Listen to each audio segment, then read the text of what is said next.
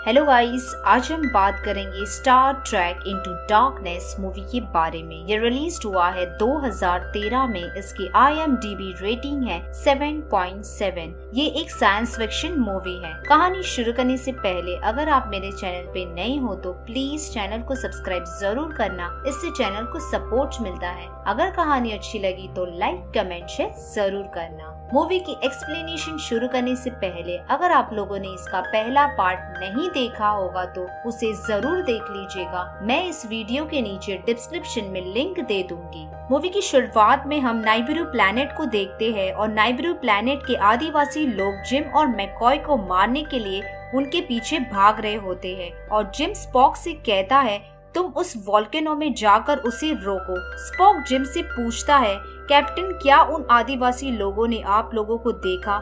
Gym कहता है नहीं। फिर शिप को उस वोल्केनो के ऊपर की तरफ लेकर जाते हैं।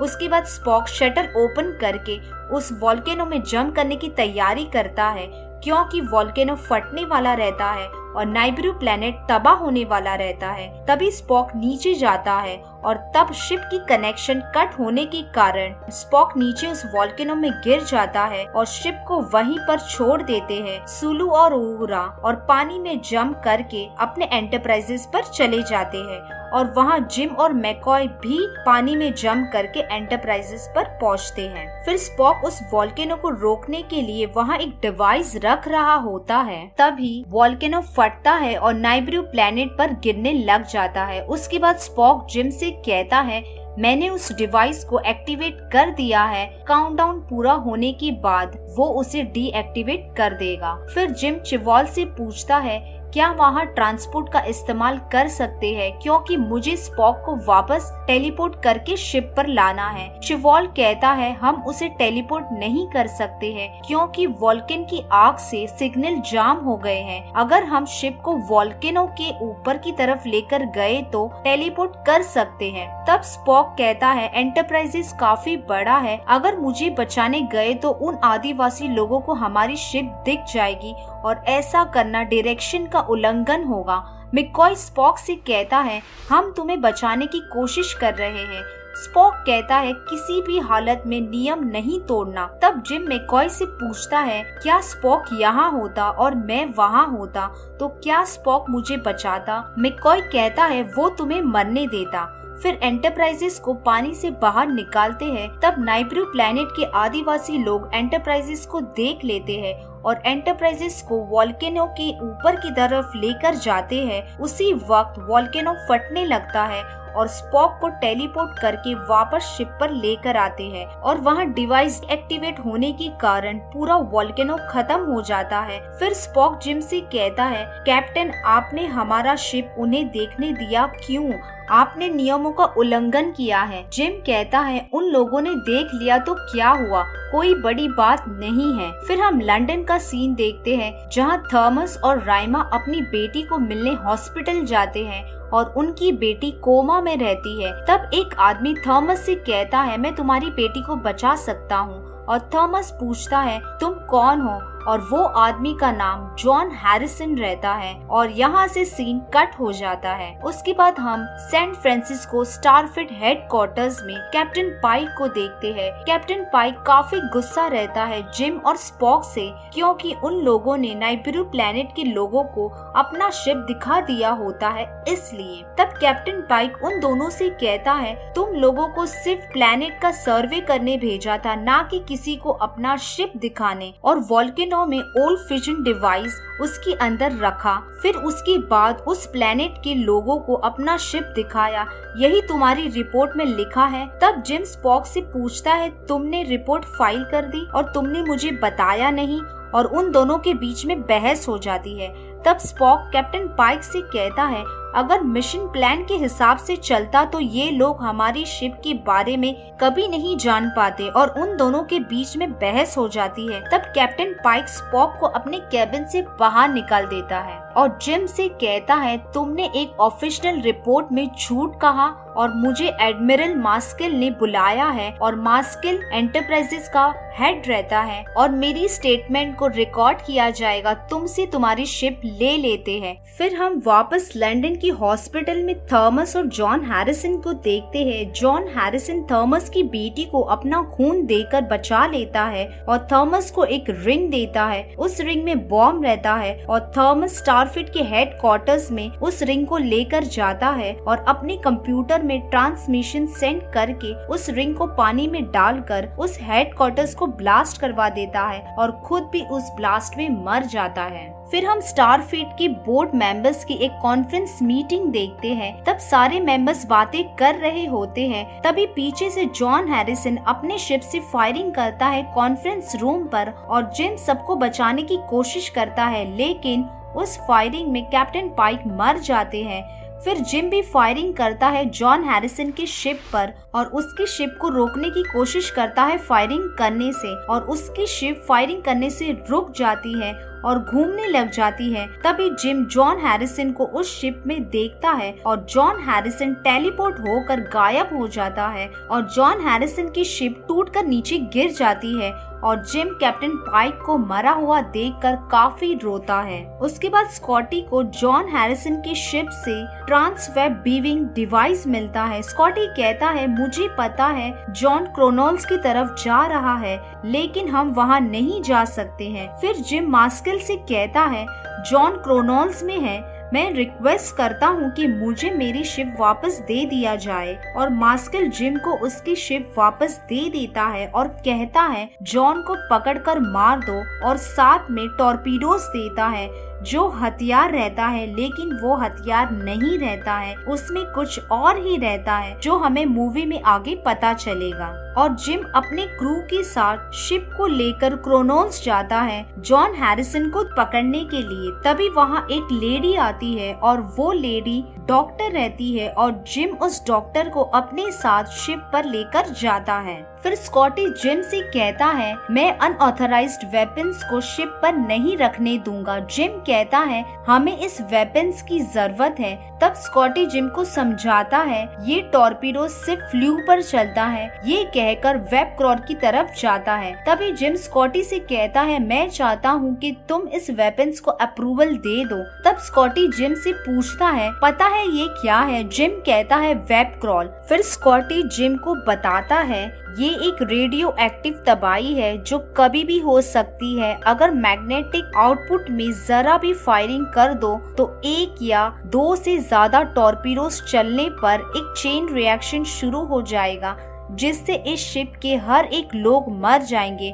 अब ये मिलिट्री ऑपरेशन है। जिम गुस्से में स्कॉटी से कहता है, टॉर्पीडोज के लिए अप्रूवल दे दो, ये एक ऑर्डर है। स्कॉटी कहता है, ठीक है, अगर ये बात है तो मैं जॉब छोड़ रहा हूँ और जॉब रिजाइन कर वहाँ से चला जाता है। फिर जिम कंट्रोल रूम में आकर चिवॉल से पूछता है, तुम स्कॉटी की परछाई थे, तुम्हें इस शिप के इंजन सिस्टम पता होंगे। चिवॉल कहता है, हाँ पता है। जिम कहता है, अच्छी बात है, आज से तुम मेरे नए चीफ हो। फिर जिम अपने क्रू के साथ जॉन हैरिसन को ढूंढने जाता है, लेकिन जॉन क्लिंगॉन में छुपा रहता है और वो लोग क्रोनोल्स की तरफ जाते हैं। तब दूसरी तरफ स्पॉक उस लेडी डॉक्टर से कहता है, मार्स्कल तुम्हारे पिता है, तो तुमने हमसे झूठ क्यों कहा? और उस लेडी डॉक्टर का नाम कैरल रहता है। कैरल स्पॉक से कहती है, ये बात किसी को मत बताना। और वो दोनों बातें कर रहे होते हैं। तभी इंजन काफी गर्म होने के कारण शिप में एक झटका लगता है और शिप के वेपन क्रॉल खराब हो जाते हैं और शिप वहीं पर स्पेस पर रुक जाती है। फिर जिम चिवॉल से पूछता है, शिप को क्या हुआ है? चिवॉल कहता है, शिप में कुछ खराबी आ गई है, मैं इसकी पूरी जिम्मेदारी लेता हूँ, जल्द से जल्द ठीक करने की कोशिश करता हूँ। जिम कहता है, मुझे उम्मीद है हमारे वापस आने तक तुम शिप को जरूर ठीक कर दोगे। फिर जिम एक छोटा शिप लेकर अपने टीम के साथ क्रोनोल्स की तरफ जा रहा होता है।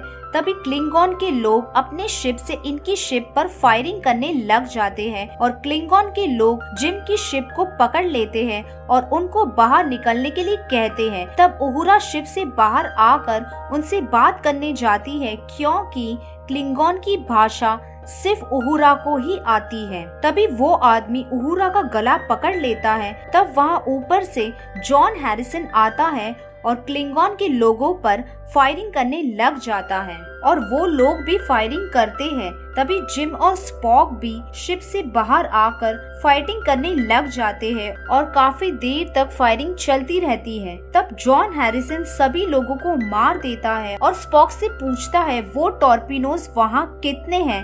स्पॉक कहता है 72। जॉन हैरिसन कहता है मैं अपने आप को सरेंडर करता हूँ। तभी जिम जॉन हैरिसन को काफी मारते हुए कहता है मैं अपने फ्रेंड कैप्टन पाइक के बिहाफ में मैं तुम्हारा सरेंडर एक्सेप्ट करता हूँ। फिर जॉन हैरिसन को पकड़कर स्टारफिट शिप पर लेकर जाते हैं और जेल में बंद कर देते हैं। तभी जॉन हैरिसन जिम से पूछता है क्या हुआ, हम यहाँ से क्यों नहीं जा रहे हैं, कोई प्रॉब्लम से वेपन स्क्रॉल में। उसके बाद जॉन हैरिसन जिम से कहता है तुम्हें पता है उन टॉर्पिडोज में क्या है, तुम्हें एक टॉर्पिडो जरूर खोल के देखना चाहिए। फिर जॉन हैरिसन एक नंबर बताता है 23, 17, 46, 11 और ये नंबर सुनकर जिम स्कॉटी को कॉल करके बताता है। फिर जिम स्पॉक और मैकॉय से कहता है हमें टॉर्पिडोज खोलना है पर स्कॉटी के बिना कैसे। तब स्पॉक जिम से कहता है क्यों नहीं हम मार्स्किल की बेटी कैरल से टॉर्पिडोज खुलवाते हैं क्योंकि वो एक वेपन स्पेशलिस्ट रहती है। तब जिम को पता चलता है कि कैरल मार्स्किल की बेटी है।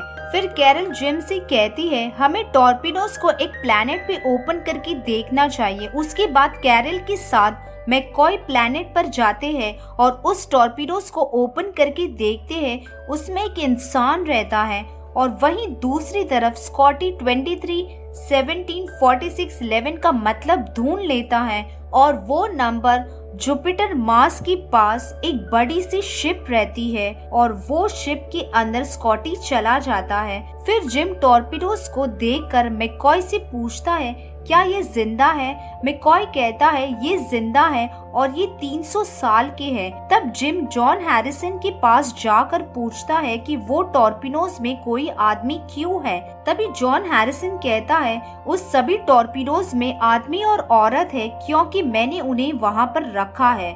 जिम जॉन हैरिसन से पूछता है तुम कौन हो।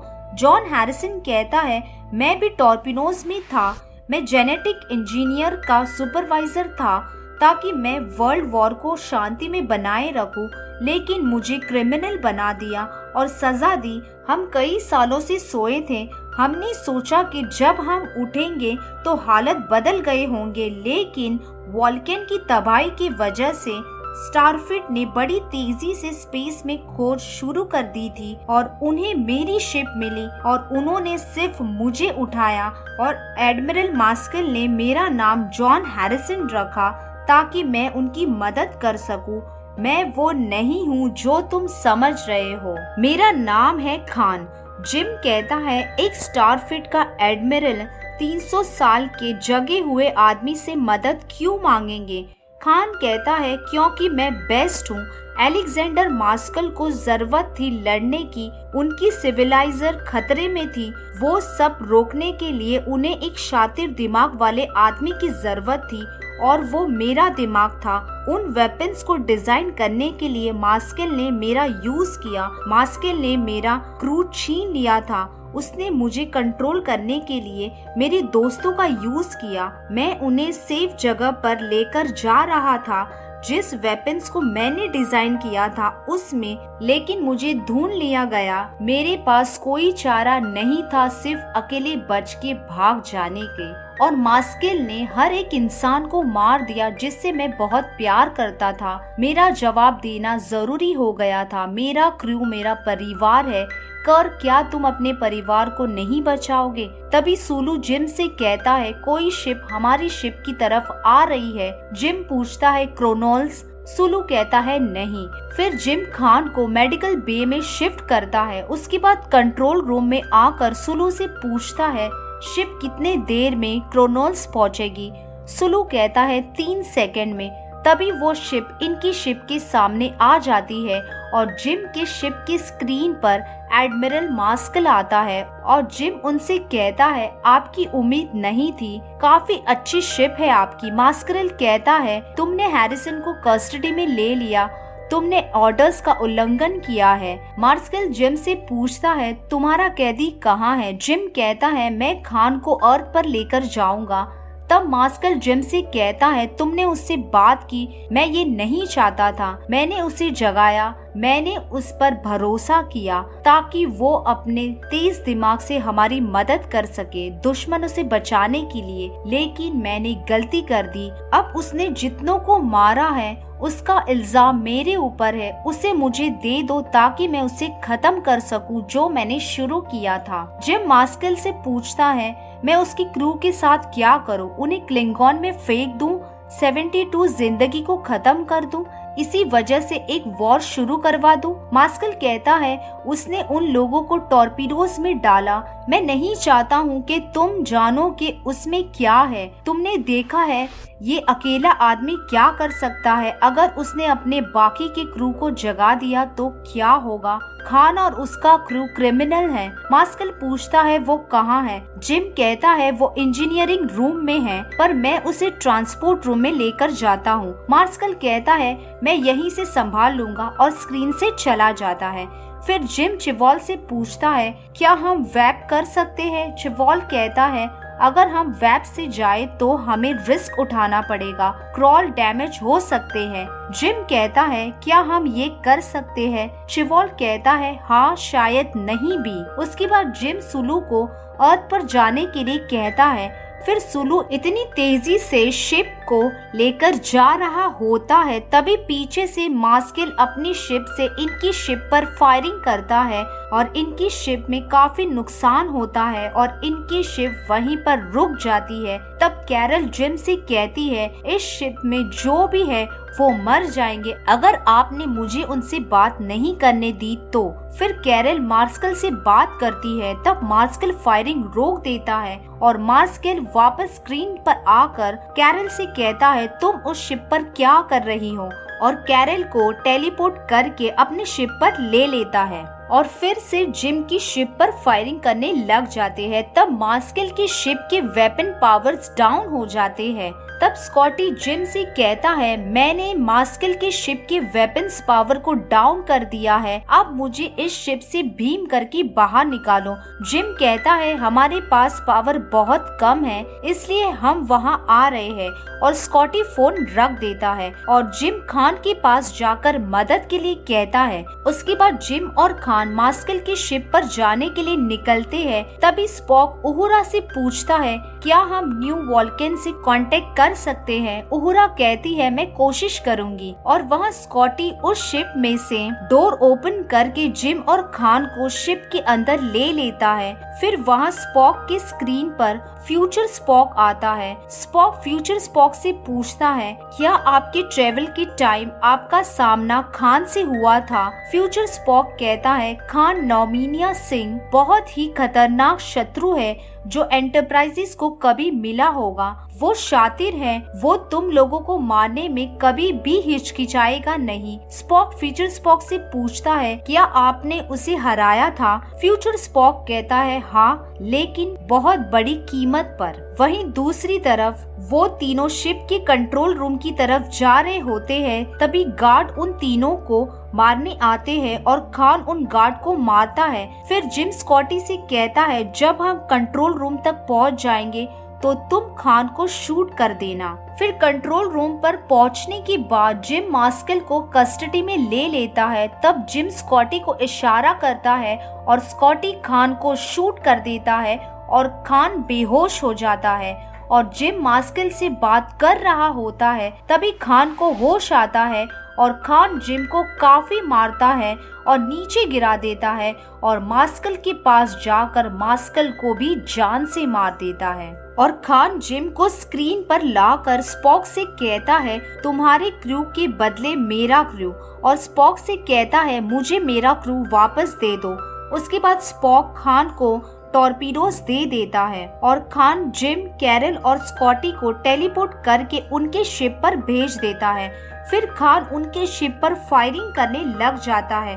तब वो टॉर्पीडोज ब्लास्ट हो जाते हैं क्योंकि स्पॉक ने टॉर्पीडोज में बॉम्ब लगा दिया रहता है और उसके साथ खान की शिप भी ब्लास्ट हो जाती है। तभी जिम और स्कॉटी शिप पर आने के बाद मैककॉय से कहते हैं स्पॉक ने खान के क्रू को खत्म कर दिया। मैककॉय कहता है स्पॉक उतना भी बुरा नहीं है, मेरे पास खान का क्रू है 72 टॉर्पीडोज। तब शिप के वेपन पावर्स डाउन हो जाते हैं, इसलिए जिम और स्कॉटी शिप की वेपन क्रॉल को ठीक करने जाते हैं। तब स्कॉटी कहता है अब वेपन क्रॉल पूरी तरह से खराब हो चुके हैं, अब कुछ नहीं हो सकता है और शिप तेजी से नीचे गिरने लग जाती है। तभी जिम रेडिशनल की डोर को ओपन करने जाता है। तब स्कॉटी कहता है अगर ये डोर ओपन हुआ तो हम सब मारे जाएंगे और जिम स्कॉटी को मार के बेहोश करके रेडिशनल डोर ओपन करके इंजन रूम के पास जाता है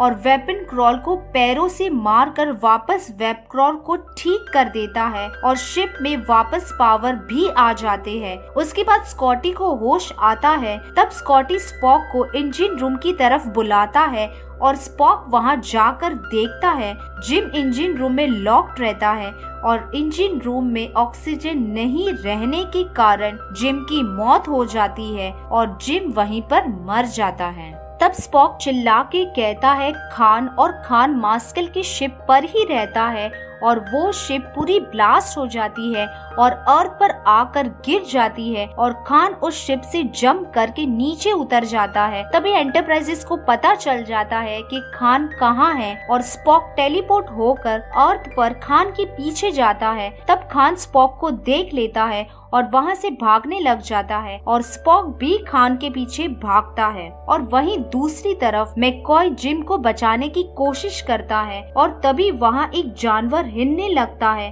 क्योंकि मैककॉय ने उस जानवर के अंदर खान का खून डाला रहता है। और वहीं दूसरी तरफ खान और स्पॉक एक शिप पर चढ़ जाते हैं और लड़ने लग जाते हैं। तब खान स्पॉक को काफी मारता है और उन दोनों के बीच में काफी फाइटिंग होती है और मैककॉय अनाउंसमेंट करके कहता है मेरी स्पॉक से कोई बात नहीं हो पा रही है, मुझे खान जिंदा चाहिए, शिप पर जल्दी लेकर आओ। फिर उहुरा टेलीपोर्ट होकर स्पॉक और खान के पास जाती है और उहुरा खान पर शूट करती है। उसके बाद स्पॉक भी खान को काफी मार रहा होता है। तब उहुरा कहती है खान ही एक चांस है जिम को बचाने के लिए और यहाँ से सीन कट हो जाता है। फिर हम जिम को हॉस्पिटल में जिंदा देखते हैं और जिम 2 हफ्ते तक कोमा में रहता है। फिर मैककॉय जिम से कहता है मैंने खान का खून निकाल कर तुम में डाल दिया, अब तुम्हें कैसा लग रहा है? जिम मैककॉय से पूछता है तुमने खान को कैसे पकड़ा?